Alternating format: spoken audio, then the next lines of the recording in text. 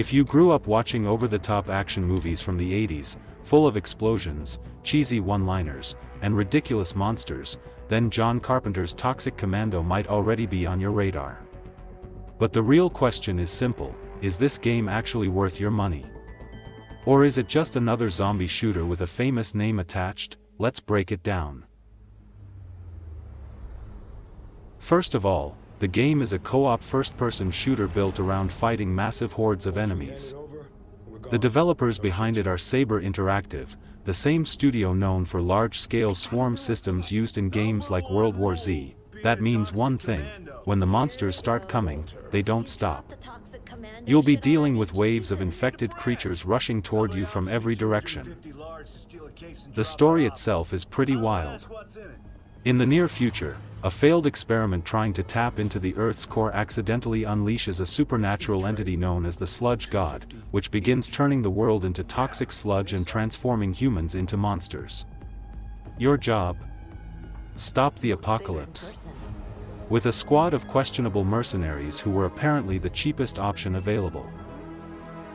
And that tone right there pretty much defines the entire experience. This isn't meant to be a serious military shooter. Instead, the game leans heavily into B-movie horror vibes, dark humor, and chaotic action inspired by classic 80s horror cinema. Expect ridiculous dialogue, insane weapons, and moments where the game feels like a playable action horror movie. Gameplay revolves around teamwork. You can play solo, but the real focus is on 4-player co-op, where each player chooses a different class with unique abilities. One might focus on healing the team, another on defensive skills, while others specialize in raw damage or vehicle support. Unlike many zombie shooters where you're stuck running through corridors, Toxic Commando lets you jump into trucks and other vehicles to smash through enemy hordes. And yes, vehicles are actually a big part of the gameplay.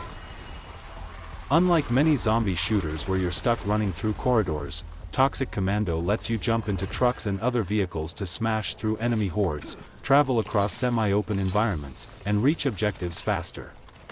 It adds a layer of chaos that makes battles feel bigger and more cinematic. But let's talk about the real question players care about. Is it fun? From early gameplay impressions and previews, the answer seems to be yes, if you enjoy cooperative chaos. The game clearly takes inspiration from classics like Left 4 Dead, but mixes it with modern horde technology and a heavier emphasis on vehicles and abilities. Where the game really shines is when everything goes completely off the rails. When dozens, sometimes hundreds of enemies flood the screen, teammates are shouting over voice chat, and your squad is desperately trying to survive the next wave. That's when the experience feels the most exciting. However, there are a few things to keep in mind before buying. This is very much a co-op focused experience. If you're looking for a deep single-player story or a long cinematic campaign, this probably isn't that kind of game. The real value here comes from playing with friends and creating those chaotic moments together. Another thing worth mentioning is that games like this live or die based on their community and long-term support. The developers have already talked about post-launch updates, new missions, enemies, and weapons, which is definitely a good sign for the future of the game. So who should actually buy this? If you enjoy games where you and your friends fight massive enemy hordes, upgrade your abilities, and laugh through ridiculous action scenes, Toxic Commando could easily become your next co-op addiction.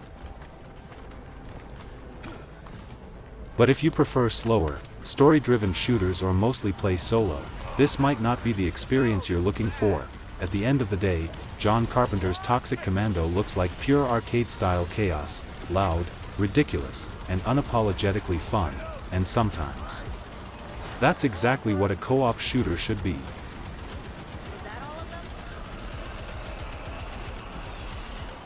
Subscribe to stay up to date and get notified when new trailers arrive. That includes during events like Nintendo Directs, Sony State of Plays, 3, the Game Awards, Gamescom, and more. Check out our playlists for trailers coming to your preferred gaming platforms like PC, Nintendo Switch, PS4, PS5, Xbox One, and Xbox Series X.